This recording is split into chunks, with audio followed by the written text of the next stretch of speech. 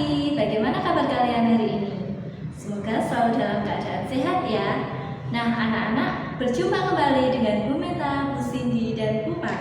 Hari ini kita akan belajar tema 2E, subtema 2 pembelajaran keempat. Kita buka halaman 85. Judul pembelajaran pada hari ini adalah pengalaman membaca di perpustakaan. Ayo anak-anak, suka nggak membaca di perpustakaan? Nah, apa manfaat membaca?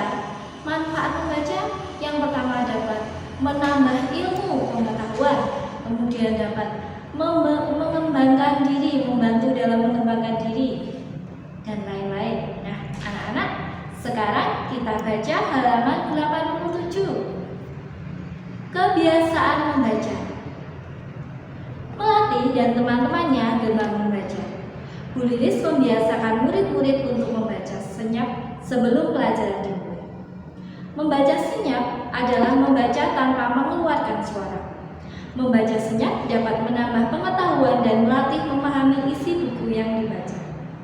Kali ini Melati dan teman-temannya mendapatkan tugas dari Bu Lilis untuk membaca buku di perpustakaan. Kelas Melati dengan ruang perpustakaan berjarak 50 meter. Di perpustakaan, para murid dapat membaca dan meminjam buku apapun. Di ruang perpustakaan, ketenangan dan ketertiban harus dijaga.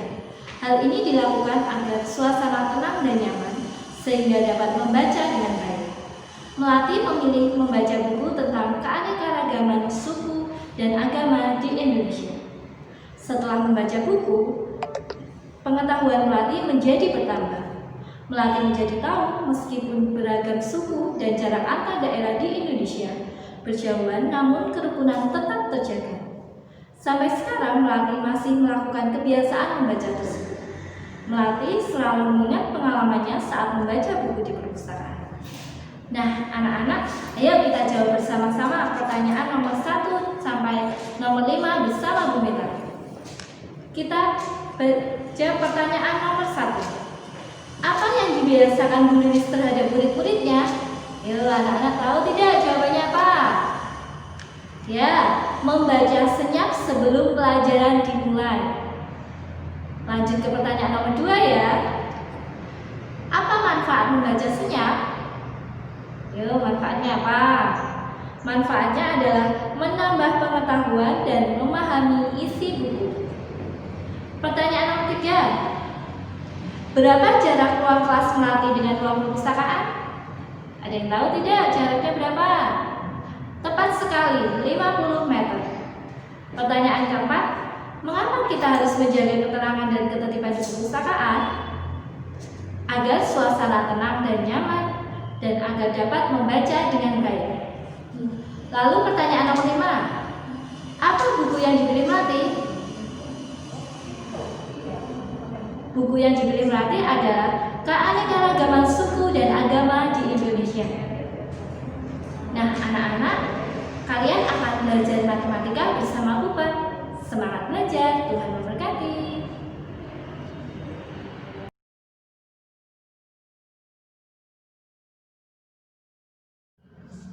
Selamat pagi anak-anak. Kalian tadi sudah belajar dengan Ibu Meta. Sekarang dengan Bu Pariyati. Tadi dalam bacaan Melati mau ke perpustakaan ya.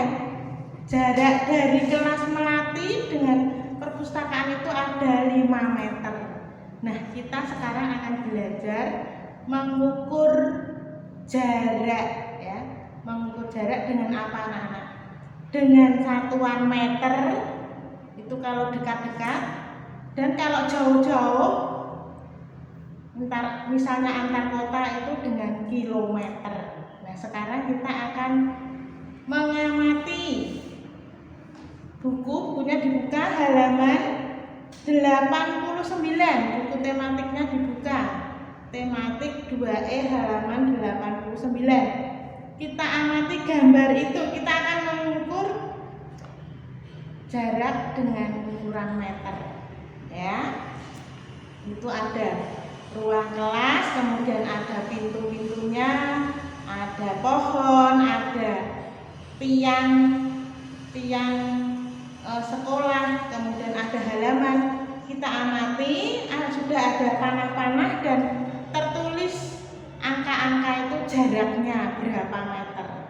Yuk kita lihat nomor 1. Diamati jarak antara kedua tiang. Ya, dilihat ada setelah itu ada tiang-tiangnya. Di situ yang pertama jarak antara tiang yang satu ke tiang yang lain. Ya, jejer itu ya. Berapa meter anak-anak? Itu tertuliskan 3 meter. Itu nomor 1. Kemudian nomor 2. Jarak antara pagar, dilihat pagar dan pohon palem. Ada berapa meter itu? Tulisannya ada berapa? 4 meter. Kemudian nomor 3. Jarak antara pohon palem dan tiang. Dicari pohon palem dan tiang. Berapa meter jaraknya? 6 meter. Kemudian nomor 4. Jarak antara tiang dan pintu. Dicari tiang dan pintu. Ada berapa meter itu? Ada 2 meter. Kemudian jarak antara pintu dan halaman. Panjang sekali ya itu. Kalau diukur jaraknya ada berapa? 8 meter. Nah, itu mengukur jarak yang dekat-dekat. Sekarang kalau mengukur jarak antar kota, yuk, itu menggunakan kilometer ya, tidak meter, tapi kilometer. Itu ada Pulau Jawa, Jawa Barat, Jawa Tengah, DIY, dan Jawa Timur. Di situ ada tertuliskan Kota Jakarta, Bandung, kemudian Surabaya, Yogyakarta, Kota Malang, dan di sana ada tulisan KM dan angkanya. Dilihat panahnya, coba diamati ya, diperhatikan angka-angkanya, kilometer ya. Nomor 1, berdasarkan gambar di atas, jarak antara kota Jakarta dan kota Bandung. Yuk dilihat tulisan Jakarta dan Bandung. Itu ada panahnya dan ada angkanya. Berapa jaraknya? 180 km. Kita amati lagi. Jarak antara kota Jakarta dan kota Surabaya. Ada berapa kilometer itu? Dicari Jakarta terus Surabaya. Oh, ada 793 km. Nomor 3, jarak antara kota Bandung dan kota Surabaya. Ada berapa? Cari Bandung terus ke Surabaya. Oh, jaraknya 675 km.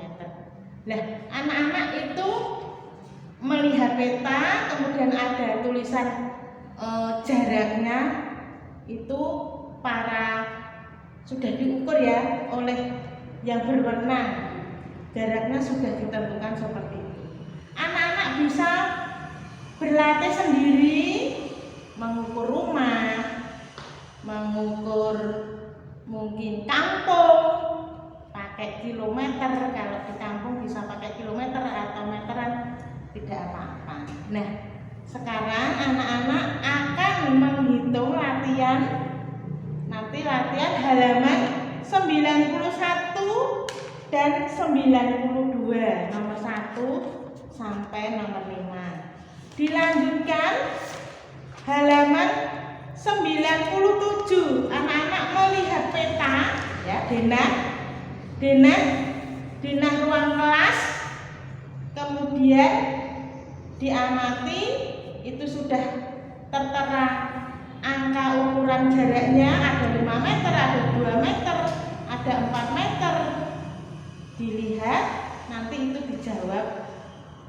Jadi halaman 97, 91 dan 92. Itu cara mengukur jarak. Apakah anak-anak bisa?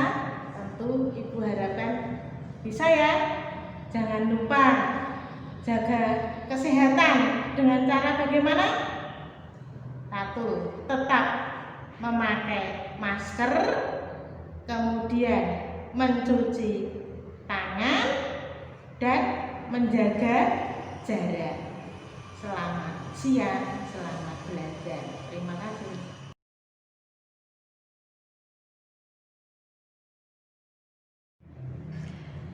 Cara melakukan latihan kelenturan ada 5. Yang pertama, cara melakukan latihan kelenturan otot leher. Langkah yang pertama, badan berdiri tegak, kaki dibuka selebar bahu, kedua tangan berada di pinggang, kepala digerakkan ke atas dan ke bawah, kepala digerakkan ke kanan dan ke kiri, gelengkan ke kanan dan ke kiri. Lakukan setiap gerakan secara berulang.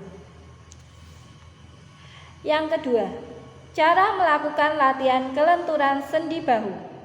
Langkah yang pertama, badan berdiri tegak, kaki dibuka selebar bahu, kedua tangan diluruskan ke bawah, putar bahu ke depan, putar bahu ke belakang. Lakukan setiap gerakan secara berulang-ulang. Yang ketiga, cara melakukan latihan kelenturan otot dan sendi pinggang. Badan berdiri tegak, kaki dibuka selebar bahu, kedua tangan di pinggang, putar dada 45 derajat ke kanan 2 kali dan ke kiri 2 kali. Lakukan secara berulang-ulang. Yang keempat, cara melakukan latihan kelenturan sendi lutut. Sikap badan berdiri tegak, kemudian letakkan salah satu kaki ke depan dan kaki yang lain ke belakang. Lutut kaki depan ditekuk. Kedua tangan bertumpu di lutut kaki yang ada di depan. Rengutkan pinggul ke bawah berulang-ulang dengan pergantian posisi kaki.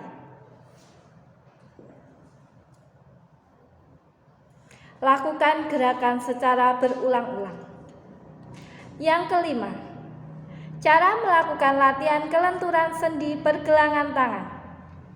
Kaitkan jari tangan satu dengan yang lain, putar telapak tangan menjauhi tubuh, luruskan lengan ke depan, dan renggangkan selama 3 detik. Tekan telapak tangan bersamaan dan renggangkan pergelangan tangan. Pertahankan gerakan itu selama 3 detik. Putar pergelangan tangan. Pertahankan gerakan itu selama 3 detik. Lakukan secara berulang-ulang. Selamat mencoba di rumah anak-anak. Tuhan memberkati.